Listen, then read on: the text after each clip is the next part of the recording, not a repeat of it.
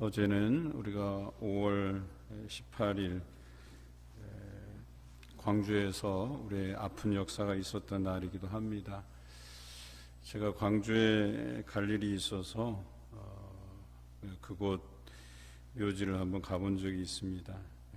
참 가슴 아픈 역사를 우리가 지니고 있다라고 하는 것만으로도 해마다 그날이 우리에게 아픈 역사로 다가올 뿐 아니라 또 최근에 미얀마 사태를 보면서 우리뿐 아니라 또 다른 곳에서 그와 유사한 일들이 벌어지는 것을 보면서 참 안타까움을 금할 길이 없다 하는 생각을 해봅니다. 여러분들도 아시겠지만 또 우리 대표기도 하시는 분들이 가끔씩 미얀마 관련해서 기도를 하시고 계시는데요. 틈나는 대로 우리의 아픈 과거의 역사를 기억하시면서 또 미얀마를 위해서 기도해 주시면 좋겠다 하는 생각이 들고, 또 그 땅을 위해서 많이 애쓰셨던 또 선교사님들이 또 계셔요. 또 제가 아는 시니어 선교사님, 이제 은퇴하셨는데요. 그 목사님도 미얀마에서 사역하셨던 분이세요. 그분도 참 안타까워하고 계시고, 여러분이 그 땅을 위해서 또 틈나는 대로 기도해 주시면 감사하겠습니다.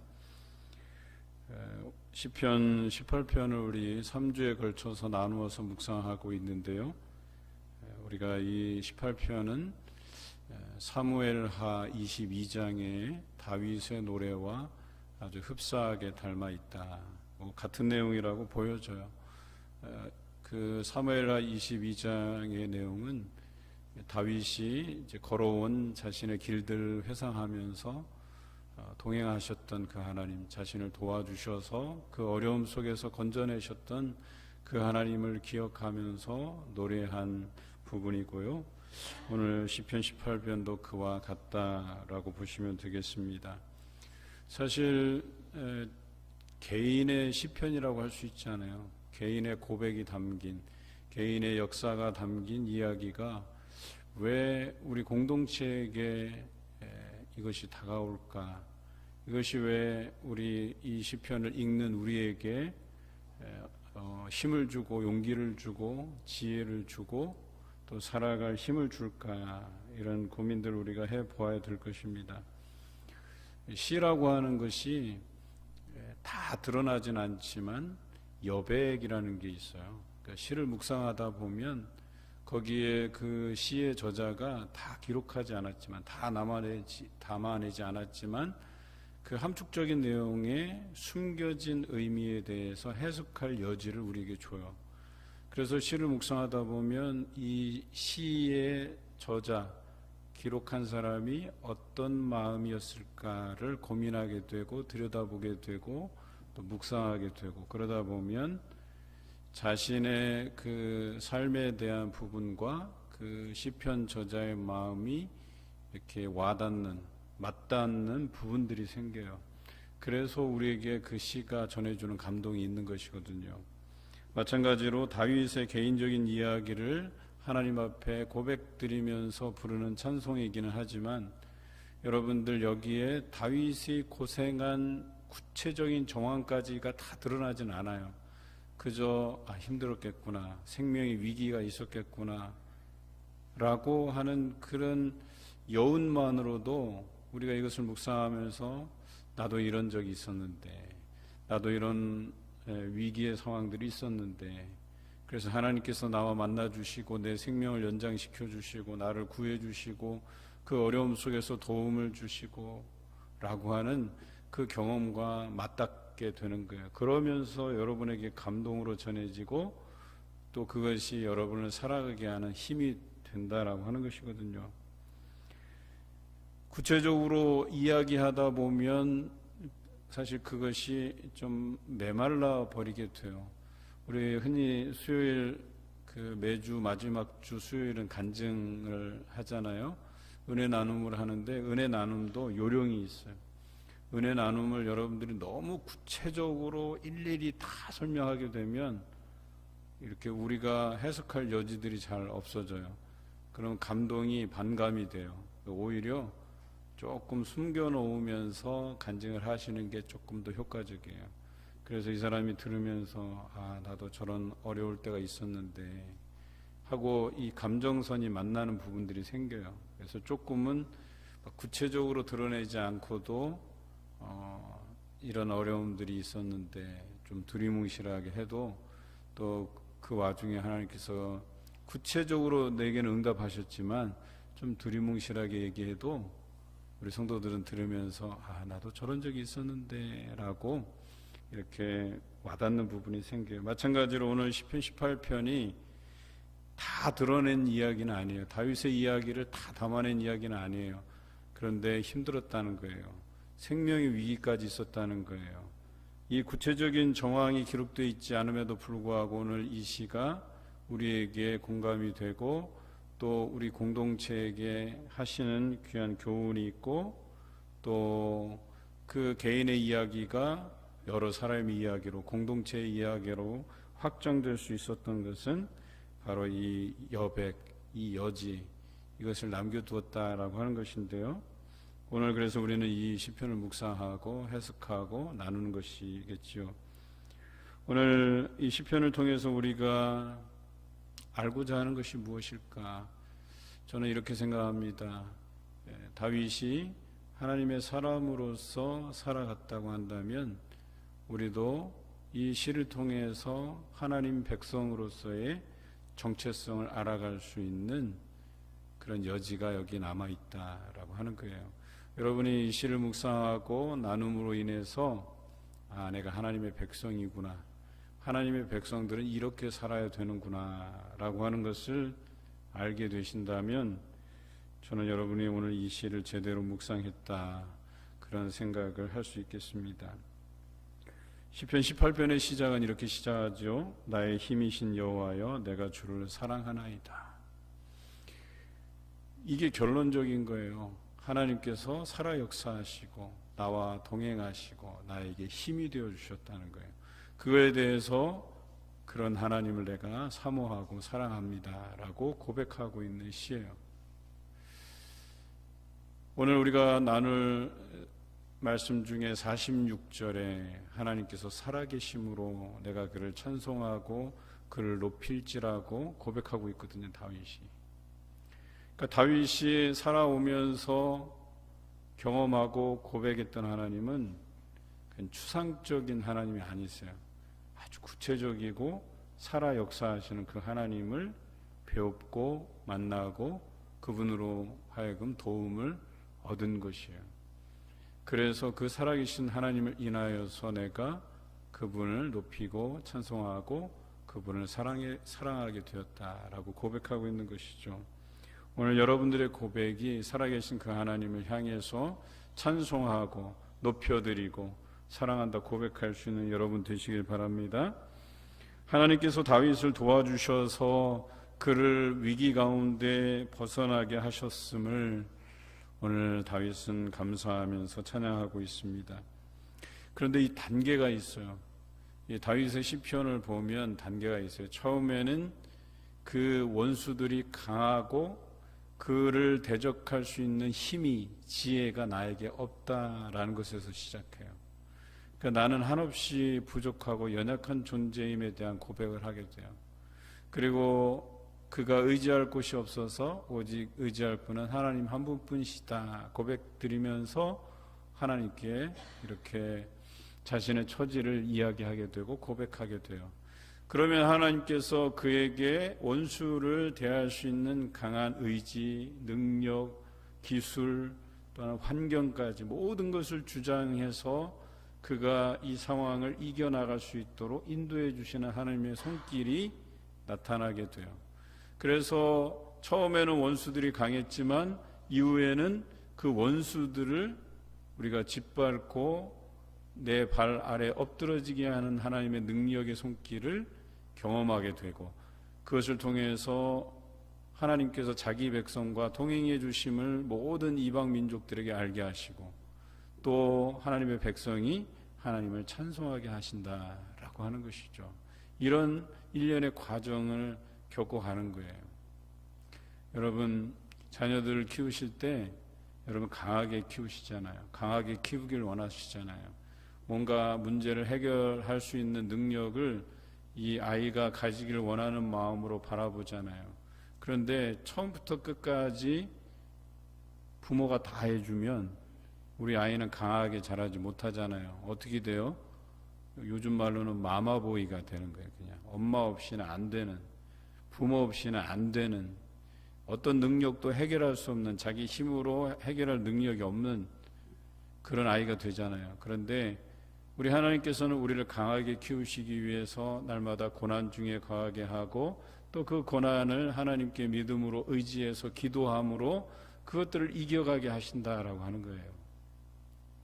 그런데 이 부분에 대해서 그저 손 놓고 나는 아무것도 못하고 그냥 하나님께만 매달려 있는 것은 바람직하지 않아요.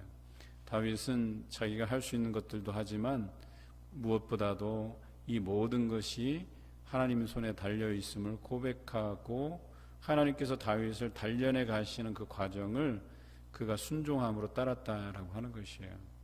물론 그 순간순간 다윗의 어떤 그 위기를 넘어가기 위한 다윗만의 방법을 쓰기도 했지만 그것이 별 효과가 없었어요. 그런데 오히려 그가 마음의 여유를 가지고 힘이 되시는 하나님을 의지하고 나아갈 때에 그 어려움 속에서 벗어나는 경험들 그가 해나가고, 더 큰 문제가 닥쳐오더라도 그 위기 안에서 오직 하나님만 붙들 수 있는 믿음이 생겨났다는 거예요. 강한 확신이 생겨났다는 거예요. 그래서 더 어려운 문제가 오더라도 그는 강하게 견딜 수 있었고 그 위기를 넘어갈 수 있었다라고 하는 것이죠. 우리 하나님께서는 여러분을 그런 강한 신앙으로 키워가기를 원하십니다. 그래서 여러분들을 고난 중에 내모시는 거예요. 여러분을 광야로 내모시는 거예요. 물이 없고 양식이 없고 하나님께 전적으로 의지할 수밖에 없는 그런 상황으로 내몰아 가시기도 한다라고 하는 거예요. 제가 잘 아는 이상학 교수님은 이제 청소년 또 상담 뭐 이런 쪽에 좀 재주가 있으신 분이신데, 이분이 말하는 자녀 교육론은 또 저에게 목회 상담을 가르쳐 주신 공진수 목사님께서 늘 하시는 말씀이 뭐냐면, 자녀들을 광야로 내몰아야 된다는 거예요. 그 어려운 상황으로 내몰아 가서 이 아이들이 거기서 문제 해결 능력을 키울 수 있도록 해줘야 된다는 거예요.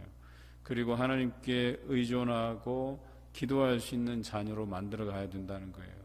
그런데 하나님께 기도하지 않아도 모든 문제가 해결된다라고 했을 때 하나님 의지하기보다는 부모를 의존하게 돼 있어요. 우리는 우리 아이들이 하나님 의지할 수 있도록 그런 환경을 조성해 주는 것이 너무나도 중요해요.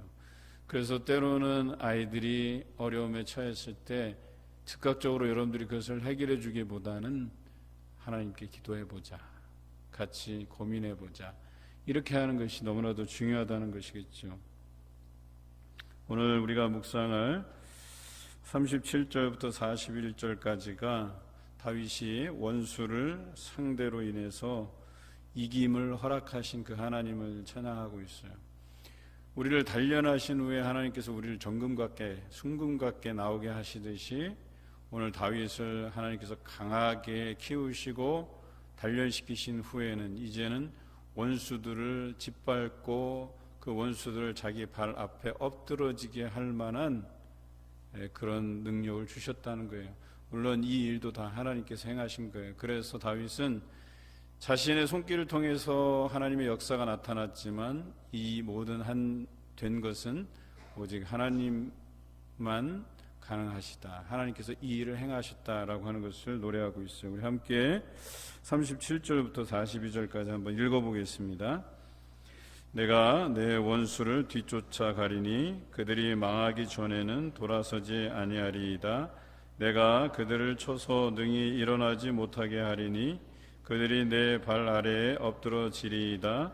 주께서 나를 전쟁하게 하려고 능력으로 내게 띠띠우사 일어나 나를 치는 자들이 내게 굴복하게 하셨나이다. 또 주께서 내 원수들에게 등을 내게로 향하게 하시고 나를 미워하는 자들을 내가 끊어버리게 하셨나이다. 그들이 부르짖으나 구원할 자가 없었고 여호와께 부르짖어도 그들에게 대답하지 아니하셨나이다. 내가 그들을 바람 앞에 티끌같이 부서뜨리고 거리에 진흙같이 쏘아버렸나이다. 아멘.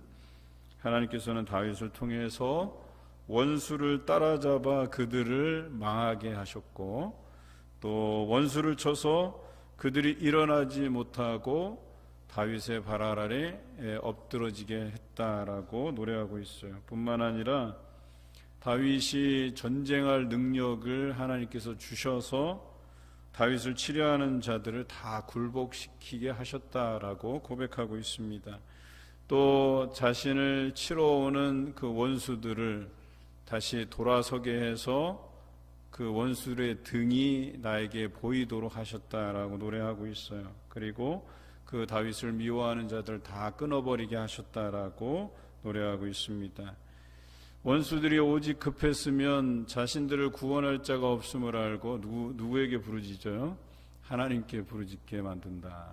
그런데 하나님께서는 그들에게 대답하지 아니하셨다 그랬어요. 그래서 다윗이 원수를 부서뜨리는데 어떻게 해요? 바람 앞에 티끌같이 하셨고 또 거리에 진흙같이 쏟아 버렸다라고 노래하고 있어요. 처음에는 굉장히 강한 상대였었어요. 그런데 이 강한 상대를 어떻게 해요? 바람 앞에 티끌 같은, 그냥 날리는 먼지 같은 존재로 만드신 분이 하나님이시다라고 고백하고 있어요. 여러분, 우리가 앞서 다루었던 원수는 굉장히 강하고 다윗을 생명의 위기가 있을 만큼 다윗을 몰아넣은 그런 상대였습니다. 그런데 오늘 다윗이 고백하고 있는 원수는 능력의 하나님 앞에 그저 먼지 같은 존재라고 고백하고 있어요. 우리의 고백이 이러한 고백이 되어야 된다는 거예요. 우리에게 고난이 왔을 때, 위기가 닥쳐왔을 때 이것이 하나님 앞에서는 먼지 같은 것임을 고백해낼 수 있는 믿음이어야 된다라고 하는 거예요. 나에게는 큰 상대예요. 내가 이것을 대적할 만한 것이 못 돼요. 내가 이것을 해결할 만한 능력이 없어요. 지혜가 없어요. 그런데 하나님께서는 이것을 해결할 능력이 있으시다 고백할 수 있는 그런 믿음을 가져야 된다라고 하는 것입니다. 여러분, 이것이 얼마나 우리에게 용기를 주는 고백인지 모르겠어요. 다윗도 상대하기 어려운 것이었는데 하나님만 의지하고 나아갔을 때 이것이 하나님 앞에 먼지 같은 것이었다. 그래서 우리 앞에서 이것이 다 사라지게 하셨다라고 하는 것이죠. 다윗이 위급한 상황에서도 하나님을 붙잡은 이유가 여기 있어요. 하나님께서 이 모든 것들을 티끌같이 사라지게, 바람 앞에 사라지게 만드신다라고 하는 것을 그가 알았기 때문에, 능력의 하나님이 앞서가시면 문제될 게 없다라고 그는 고백하고 있어요. 그런데 이 어려움 속에서 내 고집, 내 방식, 세상의 경험으로 나가면 이게 다 버거운 상대가 되고 어려운 상대가 되는 거예요. 그런데 하나님께서 앞서가시니까 아주 잔잔하게 풍랑치던 바다도 잠잠하게 되듯이 하나님께서 다 정리해 주시는 상황이 된다라는 것을 다윗이 알았어요. 그래서 결과적으로 승리를 가져올 수 있었기 때문에 그는 위기 가운데에서도 하나님만 붙들고 간 것이에요. 하나님께서 나서지 않으시면 작은 성 아이도 무너뜨릴 수 없는 이스라엘 백성과 같이 되는 거예요. 여리고를 점령하고 나서, 그런데 여리고를 점령한 방법이 물리적인 힘이 아니었잖아요. 그냥 성을 한 바퀴씩 돌고 마지막 날 7바퀴 돌 때에 함성을 지르고, 그런데 여리고성이 무너져 내렸다라고 성경이 기록해요. 이렇게 하나님의 도우심을 통해서 그 큰 성읍을 무너뜨렸는데 이 작은 성읍 아이를 점령할 때는 하나님께 의존하지 않고 요 정도면 우리가 가지고 있는 군사력으로도 충분히 이기겠다 생각하고 나간 거예요. 그런데 첫 번째 그 전투에서 졌어요. 그들이 알았어요. 군사의 많고 적음에 이 전쟁이 달려있지 않구나라고 하는 것을 알게 됐어요.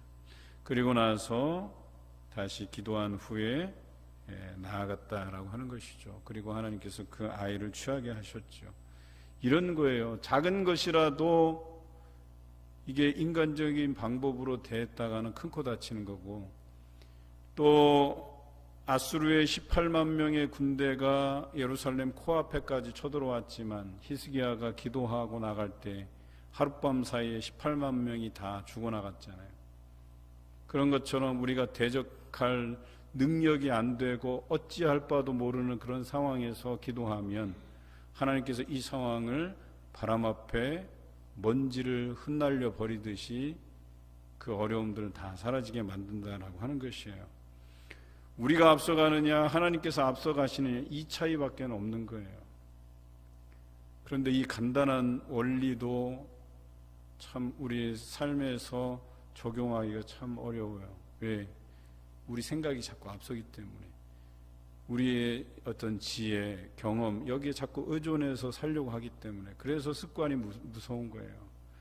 작은 일 하나라도 내가 기도하는 마음으로 나가고 또 그것을 기도로서 이루어가는 그 습관을 들인 사람들은 무엇을 만나도 기도하게 돼 있어요. 기도로서 시작하게 돼 있어요. 그러면 두려워할 것이 없다는 거예요. 어려운 문제도 하나님께서 손쉽게 해결해 가신다는 거예요. 그런데 그런 습관이 안 돼 있는 사람들은 가벼운 문제를 만나더라도 이게 큰 문제가 돼요. 결과적으로 여러 사람의 말들을 옮기고 그래서 되게 사소한 문제도 커다랗게 번져가고 수습하기도 어렵게 돼가고 사람과의 관계가 단절되고,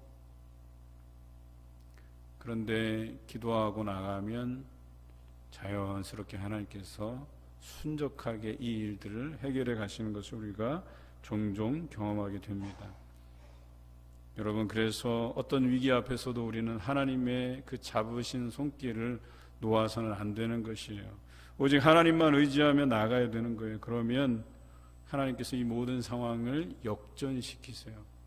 우리가 이길 것 같지 않는 그런 상황에서도 과연 우리가 이것을 해결할 수 있을까라고 하는 문제들도 하나님께서 다 역전시키시는 거예요. 상황을 바꾸어 놓으시는 거예요. 날마다 하나님의 도우심을 믿으며 위기 앞에서도 흔들리지 않고 살아가시는 성도가 되시기를 주님의 이름으로 기원합니다.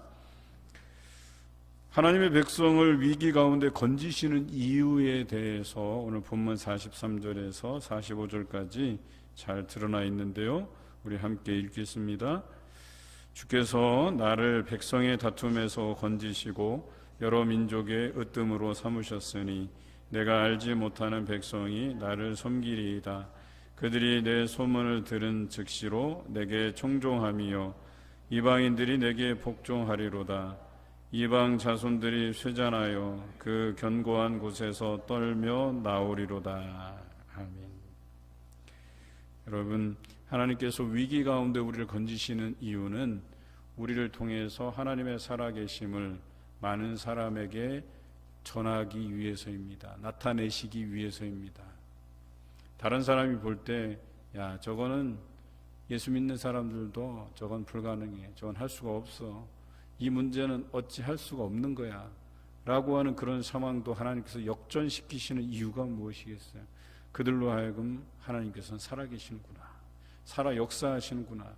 우리가 불가능하다고 생각하는 그 문제들마저도 하나님께서 해결해 주시는구나.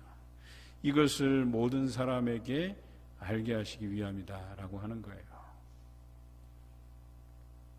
여러분, 성경에 보면 에노스라는 사람이 나와요. 누구의 아들입니까? 셋의 아들이에요. 셋은 누굽니까? 아담의 셋째 아들이에요. 그의 형들 비극적인 스토리를 여러분 아시죠? 가인과 아벨의 이야기. 가인이 시기해서 아벨을 죽이게 되고 가인은 그 벌로 유리하는 자, 도망하는 자가 돼요. 그리고 하나님께서 아담에게 셋째 아들을 주시는데 그 사람이 셋이죠. 그런데 셋이 어때요? 참 그의 형들의 이야기를 듣고 나니까 참 인생이 허무하구나. 오직 하나님만 의지함이 인생의 진리구나라는 것을 깨닫게 돼요. 그래서 그의 아들을 낳아서 이름을 짓는데 에노스라고 지어요. 이 에노스의 뜻이 뭐예요? 죽을 수밖에 없는 존재, 이런 뜻이에요. 여러분, 아들 이름을 죽을 수밖에 없는 존재라고 지었다는 거예요. 이걸 해석하면 너는 하나님 의지하지 않고서는 죽을 수밖에 없는 존재야. 이런 뜻이에요. 인생은 다 허무한 거야. 오직 하나님만 의지하고 하나님만 향해서 도우심을 구하고 너는 살아야 돼 라는 의미에서 지어준 이름이라고 보는 거예요. 그런데 성경에 보니까 그때부터 사람들이 여호와를 불렀다 이렇게 기록하고 있어요. 불렀다 혹은 찾았다 이런 뜻이에요. 분명히 에노스는 인생에서 하나님께 늘 기도했고 하나님께서 지도하시는 대로 인도하시는 대로 살았을 거예요.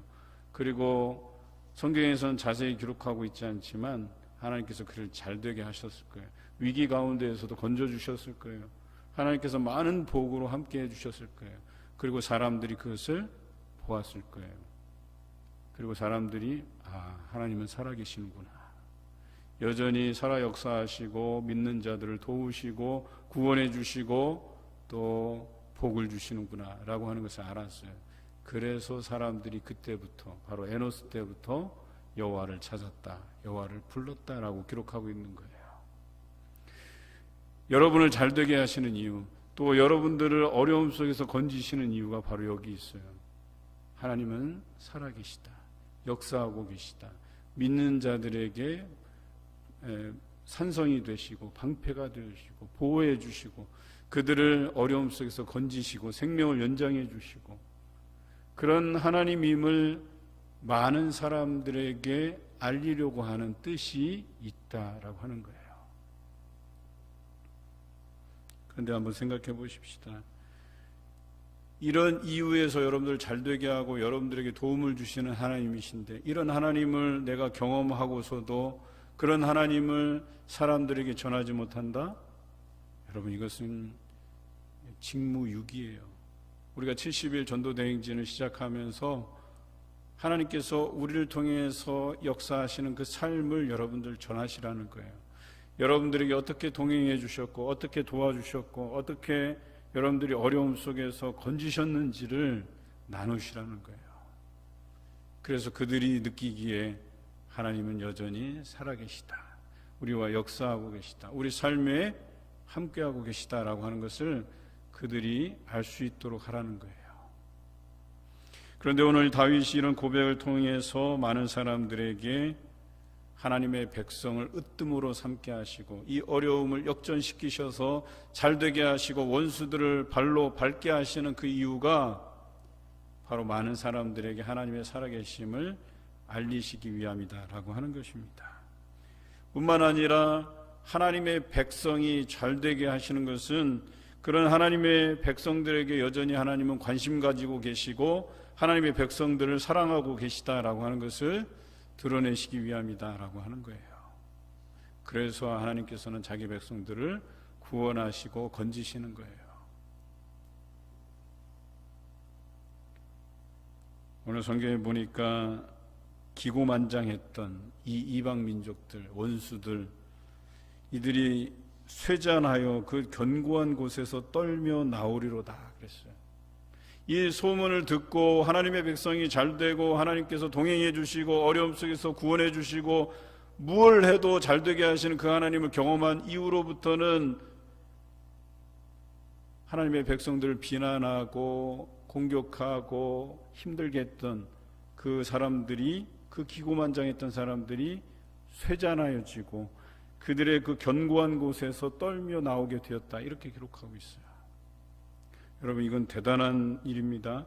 하나님께서 이 백성들, 하나님을 온전히 붙드는 이 백성들을 잘되게 하심을 통해서 많은 원수들이 믿고 있는 그 견고한 것들에서 그들이 떨고 나오게 하셨다는 거예요. 여러분 세상 사람들이 견고한 것들이 뭐예요? 자신들이 믿고 야 이거면 내가 좀 살겠다, 이거면 내가 두려울 게 없겠다 하는 것들이 무엇이 있겠어요?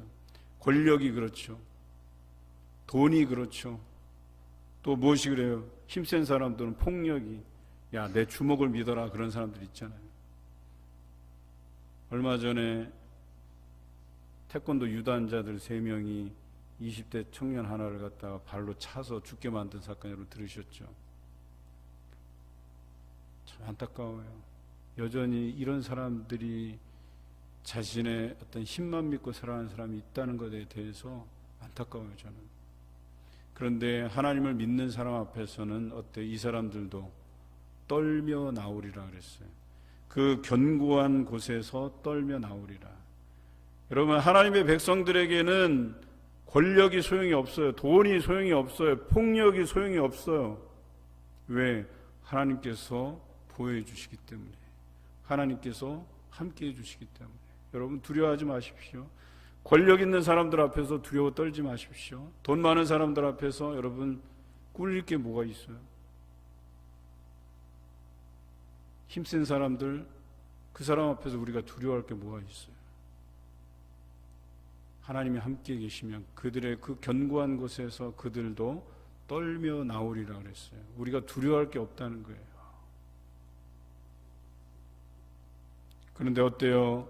우리가 이것들을 두려워하게 되면 그것에 종노릇하게 돼 있다니까요. 노예로서 살아가게 돼 있다니까요. 권력 앞에서 굽신굽신 거리게 돼 있다니까요. 돈 앞에서 비굴하게 살게 돼 있다니까요.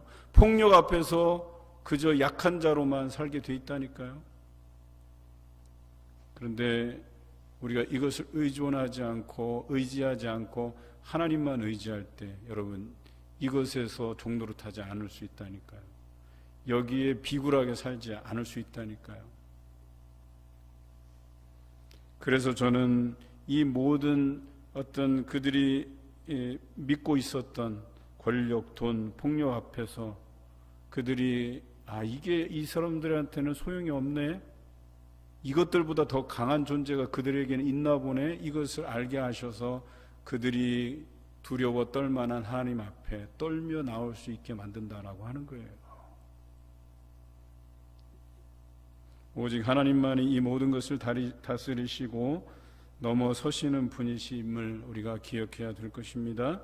세상이 강하다고 하는 것들을 붙잡지 마시고 오직 하나님만 의지하여 살아가시는 성도가 되시기를 주님의 이름으로 기원합니다. 46절부터 마지막 절까지는 하나님을 높이는 다윗의 고백이 담겨져 있어요. 우리 함께 읽겠습니다. 여호와는 살아계시니 나의 반석을 찬송하며 내 구원의 하나님을 높일지로다. 이 하나님이 나를 위하여 보복해 주시고 민족들이 내게 복종하게 해 주시도다. 주께서 나를 내 원수들에게서 구조하시니 주께서 나를 대적하는 자들의 위에 나를 높이 드시고 나를 포악한 자에게서 건지시나이다. 여호와여, 이러므로 내가 이방 나라들 중에서 주께 감사하며 주의 이름을 찬송하리이다. 여호와께서 그 왕에게 큰 구원을 주시며 기름 부은 받은 자에게 인자를 베푸시며 영원토록 다윗과 그 후손에게로다. 아멘. 여러분, 이 고백이 굉장히 중요한 고백이에요. 이게 다윗의 인생관이에요. 그의 인생관은 하나님은 살아 역사하신다. 이게 그의 인생관이에요. 그래서 그분만 의지하면 두려울 게 없다는 거예요. 그가 오직 찬송할 분은, 그가 오직 높일 만한 분은 하나님 한 분밖에 없으시다는 결론을 가진 거예요. 그래서 자신이 살아오는 그동안의 그 어려움들을 많이 겪었지만 하나님께서 동행해 주셨고 건져 주셨고 내 생명을 연장시켜 주셨고 오늘에 이르기까지 함께해 주셨다는 고백해낼 수 있었던 거예요. 그래서 하나님은 살아계시다 결론 지은 거예요. 여러분, 하나님이 살아계시다 믿으십니까? 여러분 인생에 늘 도움을 주시고 함께해 주신다는 사실을 믿으십니까? 그러면 여러분 두려울 것이 없는 것입니다. 걱정할 것이 없는 거예요. 저희 장인 어르신 장례를 무사히 잘 마쳤는데요, 참 은혜가 되는 것이 있었어요. 제가 아내를 보면 이제 걱정스러운 것이 이제 이렇게 겉으로 보면 여려 보이잖아요. 그래서 그 감정선이 무너질까 봐 상당히 고민을 많이 했어요. 기도하고 떨어져 있는 동안에 그 대부분의 사람들이 이렇게 사랑하는 사람을 잃으면 오열하고 통곡하고 그 감정선이 무너지는 것들을 제가 자주 봐왔기 때문에. 그런데 장인 어르신 아프실 때 아내랑 통화할 때 울먹이는 모습들을 늘 제가 경험을 했기 때문에 기도했어요. 하나님이 붙잡아 달라고. 그런데 오히려 별세하신 이후에 감정선이 무너지지 않고 많은 사람들이 위로해 주시고 또 하나님께서 붙들어 주시고 웃음이 떠나가지 않게 하시고 장례식장의 분위기가 너무나도 좋았어요. 그냥 그 흔히들 가족 모임 하는 것처럼 가족이 모여서 이렇게 과거를 추억하고 또 현재 서로 위로하고 했던 모습들을 보게 돼요. 오늘 또 우리 교회 교인은 아닌데요. 그렇다고 우리랑 꽤 친분이 있는 분도 아니에요. 그런데 며칠 전부터, 그러니까 우리 장인어르신 별세하기 며칠 전부터 우리 가족을 생각하게 만드셨대요. 그래서 왜 갑자기 기억나게 하셨을까 하고 이유도 모른 채 기도했다는 거예요. 우리 가정을 위해서, 특히 우리 아내를 위해서 기도를 했다는 거예요. 그리고 나서 며칠 지나서 이제 그쪽 교회에 이제 광고가 된 모양이에요. 그래서 알게 됐다는 거예요. 하나님께서 이 가정을 위로하시기 위해서 내게 기도하게 하셨구나. 그래서 그것을 나누어 주셨어요. 여러분, 그런 거예요. 어디서든 하나님의 구원의 손길은 경험되기 마련이에요. 예비하신 손길을 통해서도 여러분들을 위로하세요. 도와주세요. 하나님이 직접 역사하시기도 하지만 사람들의 손길을 통해서 위로하시고 함께 해주세요. 저는 예상도 못했는데 우리 장로님들 오셨죠. 우리 집사님도 오셨죠. 물론 다른 분들도 막 가자고 하는 걸 이렇게 만류하시고 일단 대표로 와주셨는데도 그 썰렁했던 장례식장에 우리 화환이 보내지고 또 우리 집사님들이 보내준 화환도 있고 심지어는 조기까지 와서 설치해 주시고 또 얼마나 위로가 되는지 몰라요. 하나님 그렇게 역사하시나 봐요. 근데 목사라서만 그런 게 아니라 우리 모든 성도들이 이러한 위로를 경험했으면 좋겠어요. 여러분들이 살아가는 인생, 여러분 하나님께서 동행해 주실 것이고 위로해 주실 것이고 힘이 되어 주실 것이고, 그래서 그것이 많은 사람들에게 살아계신 하나님으로 경험되게 하실 것을 우리가 믿고 살아가야 된다라고 하는 것이죠. 오늘 다윗은 그의 인생의 결론이 그게 하나님은 역시 살아계신다. 그래서 내가 그분을 찬송하고 높일 것이다. 그랬더니 하나님께서 나를 통해서 이 포악한 자들의 손길에서 구원해내시고 일어서게 하시고 그들을 짓밟으며 뿐만 아니라 그 큰 구원을 주실 뿐만 아니라 인자를 베푸시는데 나와 내 후손에게까지 그 인자 즉 사랑을 베푸신다라고 하는 것이죠. 다윗이 이런 구구절절 자신의 신앙 고백을 담은 것들로 노래하고 있어요. 여러분, 신앙 고백이라는 게 꼭 우리가 예배 중에서 이렇게 니케아 신조로 비롯된 이 신앙 고백을 할 필요는 없어요. 그러니까 신앙 고백이라고 하는 것은 이걸 우리 교회 상황에 맞게 각색해도 상관이 없어요. 그래서 가끔은 이제 여러분들도 나중에 경험하시겠지만 함께 드리는 기도문 이런 것들을 저희가 만들 거예요. 그러면 사도신경 대신 함께 드리는 기도문, 그러니까 신앙 고백이 되는 거예요. 또 니케아 신조의 원본을 가지고 와서 읊기도 하고 할 거예요. 저는 여러분들이 우리 봉산교회만의 어떤 신앙 고백문이 만들어졌으면 좋겠어요. 그래서 진짜 어느 교회는요, 사도신경 대신 그 교회의 신앙 고백문을 만들어서 낭독하는 데도 있어요. 이게 신학적으로 전혀 문제가 될 게 없어요. 그러니까 신앙 고백 대신 이 신앙 고백은 하나님을 섬기고 예수 그리스도를 믿는 사람들의 그냥 보편적인 공통으로 쓰일 만한 기도문이에요. 신앙 고백문이에요. 그것을 우리의 신앙 고백문으로 바꾸어서 이렇게 정성 들여서 고백해내도 상관이 없다는 거예요. 저는 그런 작업을 해보고 싶은 거예요. 우리가 수년이 지나고 나서 우리 교회 각 성도들에게 역사하신 그 하나님을 한번 고백드리면서 생각해보면서 적어나가면 함축된 어떤 봉산교회만의 신앙 고백문이 나오지 않을까 이런 생각도 해봐요. 아직은 저도 여기에 부임한 지 몇 개월 되지 않았기 때문에 이런 작업이 어려울 수 있겠지만 우리 한번 이것들을 되새겨보자는 거예요. 수년이 지나고 나서 우리 교회에 역사하신, 여러분 삶에서 여러분 가정에게 역사하신 그 하나님을 한번 고백해보자는 거예요. 이 다윗의 고백처럼. 여러분들 집에서도요, 이런 신앙 고백문을 한번 써보시는 게 중요해요. 그게 간증이 되고 기도문이 되고 다 하는 거거든요. 다윗이 하나님께 받은 그 은혜와 응답은 찬양하지 않고서는 견딜 수 없을 만큼의 그런 것이었었어요. 그래서 그가 찬양을 통해서 고백해내고 있는 것이죠. 저는 우리 봉산교회가 찬양이 끊이지 않는 교회가 되었으면 좋겠어요. 왜 찬양할 이유가 생기겠어요? 날마다 하나님께서 동행해 주시니까, 함께 해 주시니까. 제가 여러분들이 무슨 찬양대회만 나가면 1등 한다 이 소리를 많이 들었거든요. 그는 찬양만 잘해서가 아니에요.